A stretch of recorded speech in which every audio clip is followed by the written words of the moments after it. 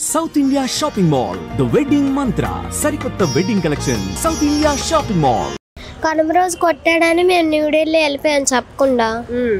Police Sankranti పండుగ కనుమ రోజు కొట్టాడని new Delhi వెళ్ళిపోయాము. ఇక్కడ మిస్సింగ్ కేసు పెట్టారు. మిస్సింగ్ కేసు పెట్టారు. ఎందుకు వెళ్ళారు? అక్కడ ఎవరైనా ఉన్నారా? కేసు పెడతానేమో ఆ ఆంటీ మాట్లాడారు కదా ఇందాకలా, ఆ ఆంటీ రప్పించేసి ఇక్కడ ఫస్ట్ రాగానే ఆంటీ ఇంటికి వెళ్ళాం. ఆ తర్వాత ఏమో ఈ స్టేషన్కి వచ్చాం. స్టేషన్కి వచ్చేసి మా నాన్న మా అన్నయ్య వచ్చారు. బతిమాలాడు. ఆ తర్వాత అయిపోయింది. బయట కూర్చొని బ్రతిమలాడారు. డాడీ అమ్మనా? పోలీసులు వద్దు లక్ష్మి లక్ష్మి లక్ష్మి ప్లీజ్ ప్లీజ్ అన్నాడు. పోలీసులకు చెప్పొద్దు అని అంటేనేమో మళ్ళీ ఇంటికి వచ్చేసాము మేము ముగ్గురు. వచ్చేస్తేనేమో డాడీ ఏమో బయట ఉన్నాడు. సందులోనే పడుకొని సందులోనే తిని అన్నీ అక్కడే.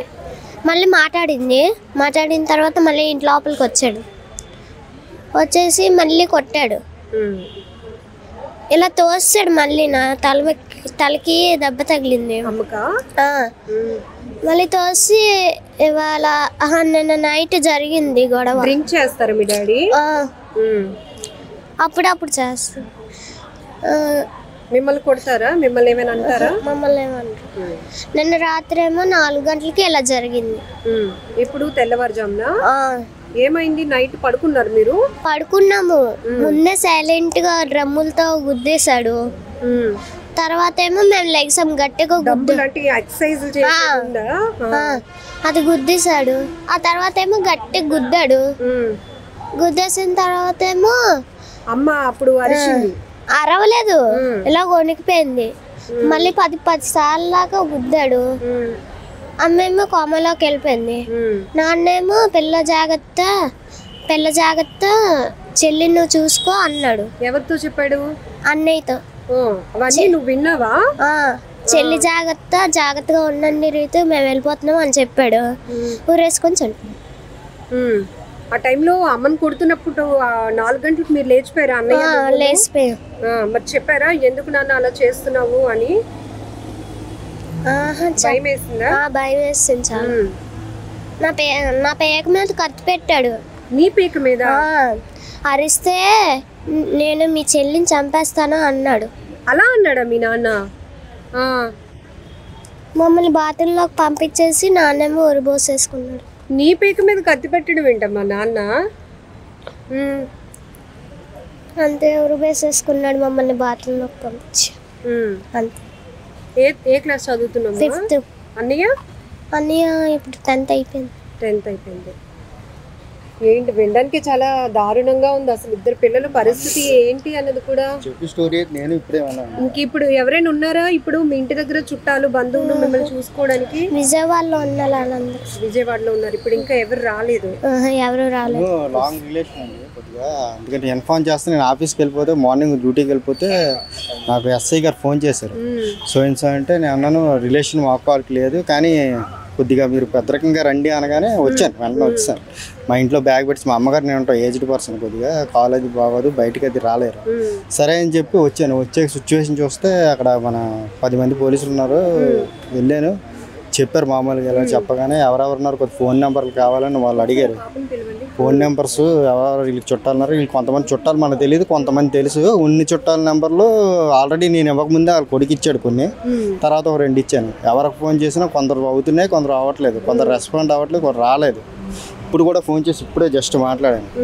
ఇప్పుడు ట్రైన్ ఇంకా వాళ్ళ అమ్మకి బాగోలేదు అంటే, వీళ్ళ అమ్మమ్మ బాగోలేదు, సిలిండర్ ఎక్కిస్తున్నారు, ఇది అయిపోయాక ట్రైన్ చూసుకొని వస్తాం, ఏ టైం వస్తామో తెలియదు అంటున్నారు.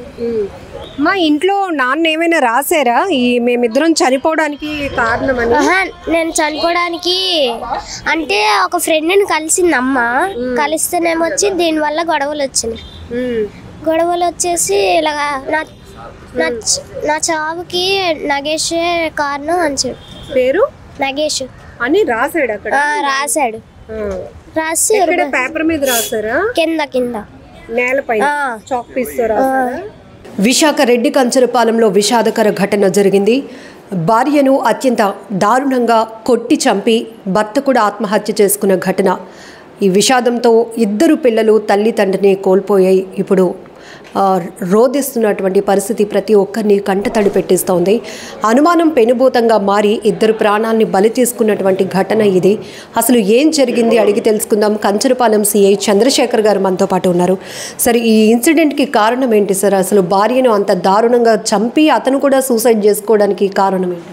ఈ భార్యాభర్తలండి మన నందిక మా గోపీనాథ్ అండ్ భార్య లక్ష్మి అనే ఇద్దరు కూడా విజయవాడలో ఉండేవారండి. 18 ఇయర్స్ ఉన్న తర్వాత 18 ఇయర్స్ ఉన్న తర్వాత ఒక 9 months బ్యాకే వైజాగ్ రావడం జరిగిందండి. ఆ తర్వాత ఇద్దరు కూడా వాళ్ళ అమ్మ ఇంట్లో ఉండేవారు కంచరపాలెం లిమిట్స్లోని. ఉన్న తర్వాత వీడి మీద అనుమానం, తర్వాత హౌస్ డాక్యుమెంట్స్ కూడా అడుగుతుండేవాడు. దాని మీద ఆవిడ ఇవ్వనని చెప్పింది. ఎప్పుడు కూడా ఈ అనుమానంతో గొడవ పడడం వలన నైబర్స్ కూడా అందరూ కూడా చెప్తున్నారండి.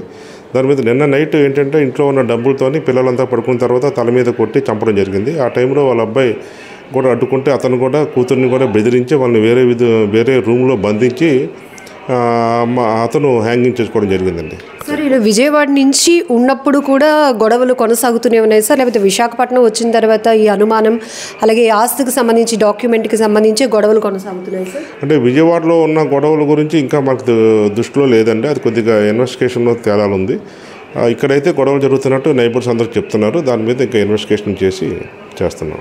సార్, ఇతను గోపీనాథ్ ఏం చేస్తూ ఉంటాడండి? ఆమె కూడా ఏమైనా వర్క్ చేస్తుందా? అసలు ఏ రకమైనటువంటి అనుమానం? ఈ భార్య అయితే మాత్రం వైజాగ్లోని ఒక బట్టల షోరూంలో సేల్స్ ఉమెన్గా పనిచేస్తుందండి. భర్త అయితే మాత్రం పెయింటర్గా పనిచేస్తున్నాడు. సార్, ఇక్కడ ఇప్పుడు వీళ్ళు ప్రజెంట్ ఉంటున్నది ఓన్ హౌసేనా? ఆ హౌస్కి సంబంధించిన డాక్యుమెంట్స్ కావాలి అనేది ఒత్తిడి ఇక్కడ చూడొచ్చా? అయితే గొడవలు ఎప్పటి నుంచో జరుగుతున్నా కూడా నిన్న అర్ధరాత్రి ఒక్కసారిగా ఇలాంటి కఠినమైన నిర్ణయం తీసుకోవడానికి కారణం ఏంటి సార్? ఏమైనా గొడవ స్థాయి పెద్దదైందా ఏంటి? అంటే అక్కడ ఉన్న మనకి ప్రిలిమినరీ ఎంక్వైరీలో జరిగిన సమాచారం ప్రకారం ఏంటంటే భార్య తాలూకా తల్లిదండ్రుల తాలూకా హౌసు వాళ్ళు ఇచ్చేస్తానంటే వాళ్ళు ఓల్డ్ ఏజ్లో వీళ్ళు 9 months బ్యాక్ రావడం జరిగింది. వాళ్ళ తల్లిదండ్రులు ఇద్దరు చనిపోయారు. ప్రజెంట్ ఈవిడికే ఆ ఇల్లు కూడా వస్తుంది. దాని డాక్యుమెంట్స్ లోన్ కోసం అడుగుతున్నాడని గొడవ పడేవాడు. దట్ ఆవిడ మీద అనుమానంతో ఎప్పుడు కూడా గొడవ పడడం జరిగింది. ఈ గొడవలు కొనసాగుతున్న క్రమంలో ఆమె అతని పైన కేసులు ఏమైనా పెట్టిందా సార్? ఆ కేసు వెనక్కి తీసుకోవాలి, స్టేషన్లో కంప్లైంట్ ఇచ్చిన కంప్లైంట్ వెనక్కి తీసుకోవాలని నిన్న అర్ధరాత్రి కూడా చాలా బలంగా వీళ్ళిద్దరి మధ్య తగాదా జరిగినట్టు తెలుస్తోంది. అంటే కేసెస్ అంటే ఎప్పుడు కూడా గొడవ పడడం జరిగేదండి. దాని మీద వాళ్ళు దిశ పోలీస్ స్టేషన్లో ఇచ్చారు. అక్కడ కూడా కేసు అయితే రిజిస్టర్ చేయొద్దండి. ఆవిడ ఏంటంటే అక్కడ రిపోర్ట్ మీద కౌన్సిలింగ్ చేసి చెప్పడం జరిగిందండి. కౌన్సిలింగ్ కూడా వాళ్ళు చేసి పంపించడం జరిగింది. సో నిద్రపోయే టైంలో భార్యను అలా డంబుల్తో కొట్టి చంపాడు అంటున్నారు. తర్వాత అతను కూడా ఆత్మహత్య చేసుకున్నాడు. ఆ సమయంలో పిల్లల పరిస్థితి ఏంటి సార్? వాళ్ళు అడ్డుకునే ప్రయత్నం చేశారా? పిల్లల వయసు, వాళ్ళ చదువులు ఏంటి సార్ అసలు? వాళ్ళ బాబు 10th అయిపోయిందండి రీసెంట్గా. పాప ఏమో 5th చదువుతుంది. ఫస్ట్ ఎప్పుడైతే సౌండ్ వచ్చిందో లేచి అడ్డుకోబోయారు. అడ్డుకున్నప్పుడు వాళ్ళని కూడా బెదిరించి వేరే రూమ్లో బంధించి అతను కూడా హత్య చేసిన తర్వాత అతను హ్యాంగింగ్ చేసుకుని చనిపోయాడు. ఈ భార్య భర్తల గొడవల మధ్యలో పిల్లల్ని ఎప్పుడైనా కొట్టడం కానీ ఇట్లాంటివి చేసినట్టు? లేదండి, అటువంటిది ఏం లేదు. అతను చనిపోయే ముందు కూడా పిల్లలతో మాట్లాడాడు. ముందు నిన్న నైట్ మాట్లాడిన తర్వాత జరిగింది. ఎప్పుడు కొట్టడం కూడా జరగలేదు. ఘోరమైనటువంటి విషాదకర ఘటన ఇది.